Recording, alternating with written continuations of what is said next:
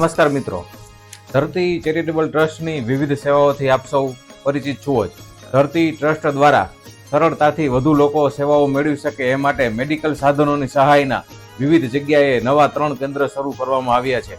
એટલે કે હવે ધરતી ચેરિટેબલ ટ્રસ્ટની મેડિકલ સાધનોની સહાય ટોટલ 4 કેન્દ્ર ઉપરથી બધા લોકો મેળવી શકશે. જેમાં પ્રથમ કેન્દ્ર છે ધરતી ચેરિટેબલ ટ્રસ્ટની હેડ ઓફિસ સત્યમ હોસ્પિટલ સરકારી દવાખાના સામે પડદરી. બીજું કેન્દ્ર છે જીવન માંગલ્ય ટ્રસ્ટ ધરતી charitable trust Ashapura residency number 1 દુકાન નંબર 1 જામનગર ધ્રોલ હાઈવે.